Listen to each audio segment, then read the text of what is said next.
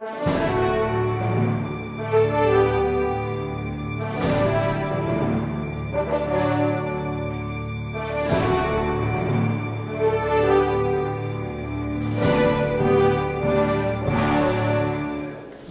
Jeter has been elected chairman of a new group that formed in Monroe County recently, the Frederick Douglass Inclusion Council. Frederick Douglass, a great reverend, an American patriot, and a brilliant mind. And Dennis is also the president of the Rotary Club of the Stroudsburgs. So I'd like to welcome him to the microphone to just introduce the group that he's chairman of for a few minutes. Would you give a hand to Dennis Jeter, please?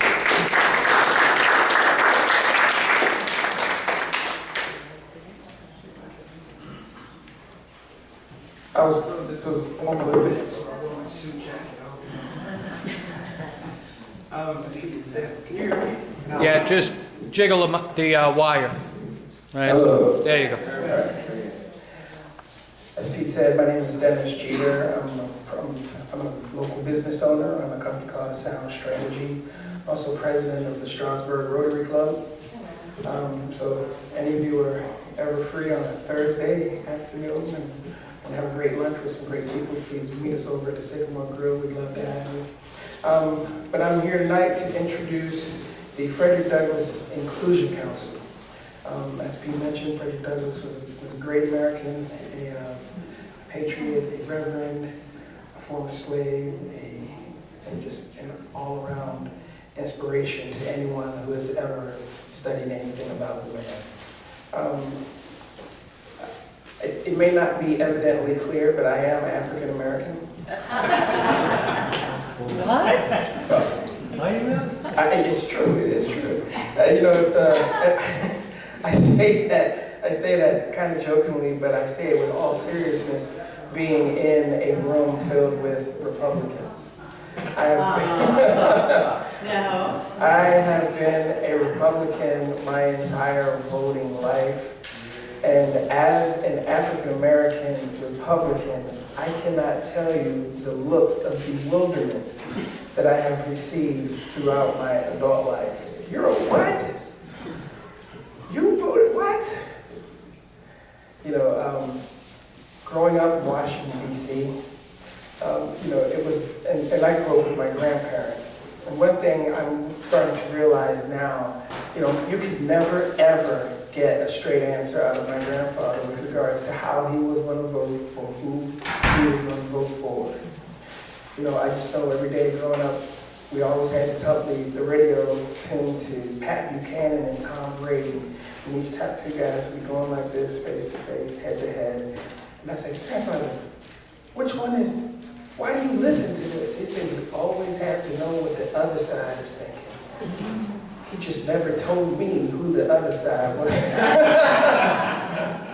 But now that I'm a grown man with my own children, my own business, he was a business owner, I start to realize, looking back on how he raised me, on how he raised his children, how he lived his life, my grandfather was a conservative.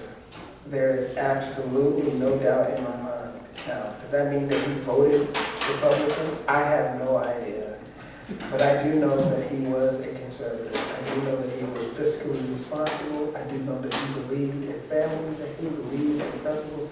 He never went to church. The man never, ever went to, at least not when I was alive, when I was older. But if you didn't go to church on Sunday, you had a problem. If you didn't say your prayers before dinner, you had a problem.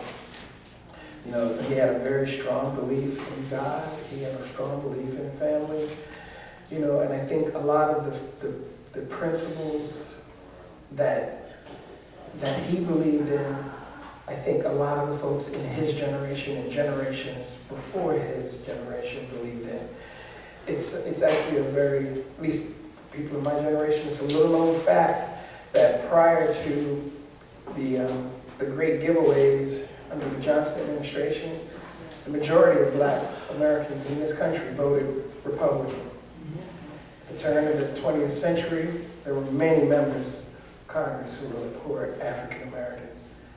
You know, and I just think that, you know, African Americans who have, and other minorities who feel like we feel, who feel that people need to be responsible, they need to be held accountable, they need to be given a hand up instead of a hand out all the time.